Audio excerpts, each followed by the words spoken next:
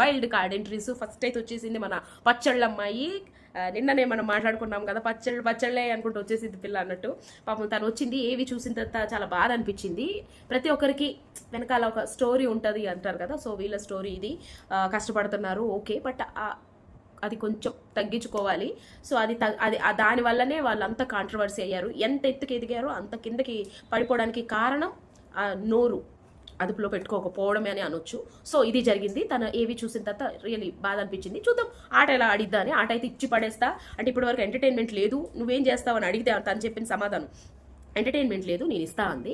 And ఇంకోటి ఏంటంటే అబ్బాయిలతో సమానంగా ఆడుతా అంది. ఎవరు ఆడాలనుకున్నా పక్కన ఇంకొకరిని కోరుకుంటున్నారు, బట్ నేను అలాది కాదు, ఇండివిజువల్గా నేను ఇచ్చి పడేస్తా అని చాలా కాన్ఫిడెంట్గా మాట్లాడింది. తర్వాత నాగార్జున గారు అక్కడ ఒక బాక్స్ ఉంటుంది, ఆ బాక్స్లో నుంచి ఒక వజ్రం లాంటిది ఒక ఇది తీసిచ్చారనమాట.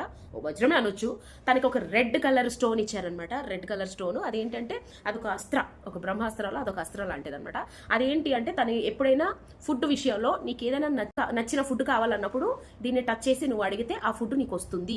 చాలా పెద్ద అస్త్ర, అసలు నిజం చెప్పాలంటే వావ్ అనిపించింది నాకు. ఎందుకంటే పచ్చళ్ళమ్మాయి కాబట్టి నిజంగా అలా ఇచ్చారేమో అనిపించింది. ఏం కావాలని వస్తుందంటే ఏం కావాలని, ఎన్నిసార్లైనా వస్తుందంటే ఎన్నిసార్లైనా, నీ కోసమైనా వస్తుంది, పక్క వాళ్ళ కోసమైనా వస్తుంది. బట్ ఎప్పుడు స్టాప్ చేస్తారు అనేది బిగ్ బాస్కి మాత్రమే తెలుసు. అది బిగ్ బాస్ చెప్తారు అని చెప్పి తనకు ఒక అస్త్ర ఇచ్చేసారు, ఒక రెడ్ స్టోన్. ఆ తర్వాత ఎవరు ఫేక్, ఎవరు సెల్ఫిష్, ఎవరు ఓవర్ యాక్టింగ్, అండ్ ఇంకోటి ఎవరంటే ఎవరు సేఫ్ గేమ్ ఎవరు ఆడుతున్నారు అనేసి ఒక 5 పచ్చళ్ళు ఇచ్చారు. పచ్చళ్ళు ఇచ్చి పంపించారనమాట. ఇది ఎవరికి నువ్వు ఇవ్వాలనుకుంటున్నావో వాళ్ళకి ఇవ్వాలని. లోపలికి రాగానే అందరూ వెల్కమ్ చేసుకున్న తర్వాత ఆ అస్త్రాన్ని తీసుకెళ్ళాలంటే కిచెన్ దగ్గర ఒక ప్లేస్ ఉంటుంది, దీన్ని పెట్టడానికి, ప్లేస్ చేయడానికి. నువ్వు వెళ్ళిన తర్వాత నీకే అర్థమైపోతుంది ఆ ప్లేస్లో దీన్ని రీప్లేస్ చేయాలని చెప్తే లోపలికి వెళ్ళగానే వాళ్ళు ఏమి టచ్ చేయకూడదు అంటారు. ఎందుకంటే వాళ్ళకి తెలియదు కదా, అంటే తిను ఎందుకు వచ్చింది, ఏం చేస్తుందో, అనుకోకుండా ఏమైనా టచ్ చేసేస్తుందేమో అన్న ఇదిలో టచ్ చేయకూడదు అంటారు. తను తీసుకెళ్ళి తన అస్త్రాన్ని పెడుతుంది. వెంటనే ఏమంటారు ఇమానియల్ అడుగుతానే ఉంటాడు, అరే మీకు పెట్టమన్నారా, బిగ్ బాస్ చెప్పారా లేదా, చెప్పారా లేదా, నాకు చెప్పారు అని చెప్పింది. ఏంటి అదంటే అది నేను చెప్పను, బిగ్ బాస్ చెప్తారు అని చెప్పేసింది. తను స్కిప్ చేసేసింది అనమాట, చెప్పలా. సో ఆ తర్వాత బజం మోగంగానే అవును మా కోసం ఏం తీసుకురాలేదు అంటే పచ్చడి అనుకున్నారు పాపం వాళ్ళు. చూడగానే పచ్చడి తెచ్చావా అంటే తెచ్చా. ఏం తెచ్చావా అంటే నేను ఇప్పుడే చెప్పను, చెప్తారు, బిగ్ బాస్ చెప్తారు. చాలా క్వైట్గా వచ్చి చాలా ఏమంటారు గడుసుగా ప్రవర్తించడానికి ట్రై చేసిందని చెప్పొచ్చు రమ్య.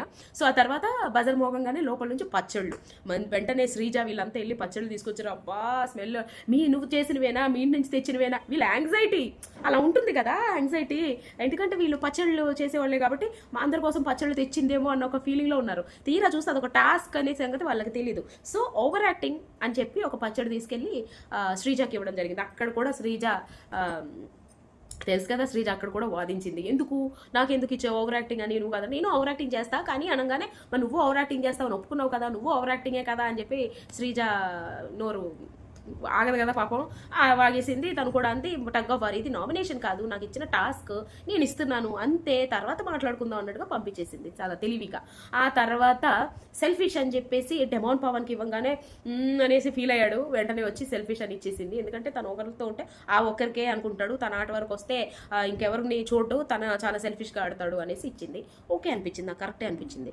ఆ తర్వాత ఏమిచ్చిందంటే ఫేక్ అని చెప్పి దివ్యకి ఇచ్చింది. ఫేక్ అనగానే వెంటనే నాగార్జున గారు కూడా ఓ ఫేక్ అనుకున్నారు. ఎప్పుడు తర్వాత ఆ ఫేక్ అనేసి దివ్యకి ఇచ్చింది. ఇచ్చిన తర్వాత ఎందుకు ఫేక్ అంటే నువ్వు గేమ్ ఆల్రెడీ బయట చూసి వచ్చిన తర్వాత వాళ్ళకి ర్యాంకింగ్లో నించోపెట్టినప్పుడు ఫస్ట్ సెకండ్ థర్డ్ నించోపెట్టినప్పుడు 5th ప్లేస్ వరకు ఎవరైతే ఉన్నారో వాళ్ళతోనే నువ్వు ఉన్నావు, వాళ్ళతోనే మాట్లాడుతున్నావు, ఉన్న వాళ్ళతో పెద్దగా నువ్వు ఉండట్లేదు అంటే వెంటనే దివ్య అంది, ఇప్పుడు నేను ర్యాంకింగ్ ప్రకారంగా ఆ లిస్టులో పెట్టాను అంటే నాకు నచ్చారనే కదా అర్థం, వాళ్ళతో నేను మాట్లాడడం తప్పేంటి, వెళ్ళి వాళ్ళు పెట్టలేదంటే నాకు నచ్చలేదనే కదా అర్థం అనేసి తను కూడా మంచిగానే వాదించుకుంది. నెక్స్ట్ సేఫ్ గేమ్ ఎవరు ఆడుతున్నారు అంటే వెంటనే భరణి గారికి ఇచ్చింది. భరణి గారు ఏంటంటే అనుకుంటారు, అందరికీ తెలిసిన విషయం ఆయన సేఫ్ గేమ్ ఆడుతున్నారు, ఏదో ఒకటి పచ్చడి వచ్చింది అన్నట్టుగా వచ్చారు. ఆయన వచ్చి ఇదేం పచ్చడి అని చెప్పి మంచిగా స్మెల్ చూసుకొని తీసుకున్నారు. ఏం లేదు సేఫ్ బాండింగ్స్ అని చెప్పుకొని మీ గేమ్ ఆడకుండా మీరు పక్కకు ఉండిపోతున్నారు అనిపిస్తుంది అనేసి. ఇంకోటి ఏంటంటే అదే చెప్పిన తర్వాత నెక్స్ట్ మ్యానిపులేటర్, ఇది కిరాక్ అసలు నాకు నా మైండ్ బ్లాక్ అయిపోయింది. మ్యానిపులేటర్ ఎవరు అంటే రామ్ రాథోడ్ అని ఇచ్చింది. మ్యానిపులేట్ అయ్యేది రామ్ రాథోడ్. నాకు తెలిసి తనకి క్వశ్చన్ కరెక్ట్గా అర్థం కాలేదేమో అనిపించింది.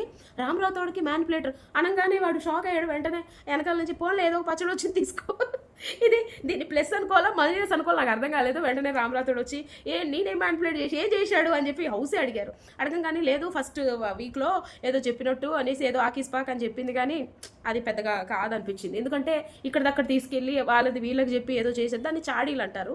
మ్యానిపులేటర్ అంటే ఒకరు చెప్పింది విని దానికి లొంగిపోవడం, లేదంటే ఇతను అనుకున్నదే తీసుకెళ్లి వాళ్ళ మీద రుద్ది మ్యానిపులేట్ చేయడం. మొన్న ఫ్లోరాతో టాస్క్ అయినప్పుడే మ్యానిపులేట్ చేయలేకపోయాడు. ఏం పేరు సంచాలకుగా చేసినప్పుడు ఫ్లోరా చెప్పిన దానికే స్టాండ్ అయిపోయాడు. ఏం మ్యానిపులేట్ చేశాడో నాకు అర్థం కాలేదు. ఇదైతే టూ మచ్ అనిపించింది, ఇది కరెక్ట్ కాదు. సో ఇలా ఒక 6 పచ్చళ్ళు తీసుకొచ్చి ఒక్కొక్కరికి ఇచ్చేసితే అయిపోయింది.